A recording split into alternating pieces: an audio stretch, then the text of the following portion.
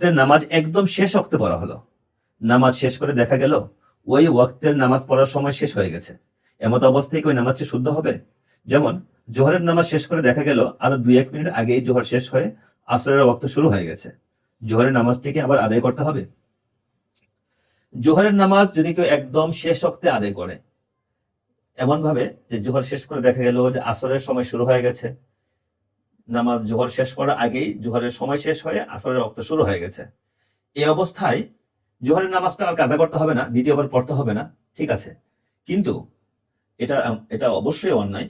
জোহরের নামাজ তো জোহরের নামাজের সময়ের মধ্যেই, জোহরের ওয়াক্তের মধ্যেই আদায় করা জরুরি ছিল, যেহেতু নামাজটি সময় মতো যথাযথভাবে আদায় করা হয়নি, এই জন্য অবশ্যই আল্লাহ তাআলার কাছে এই জন্য ইস্তেগফার করতে হবে।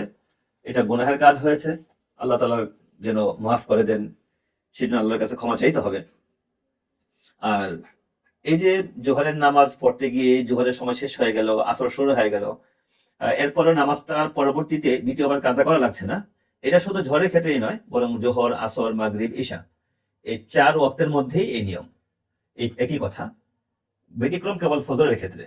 যদি কেউ ফজরের নামাজ এমন সময় শুরু করে যে ফজরের নামাজ শেষ করতে করতে সূর্য উঠে গেছে, ফজরের সময় শেষ হয়ে গেছে এবং সূর্যোদয় হয়ে গেছে, নামাজ শেষ করে দেখলো যে নামাজ শেষ করার আগে ফজরের ওয়াক্ত শেষ, তাহলে তাকে ফজরের নামাজটা আবার কাজা করতে হবে।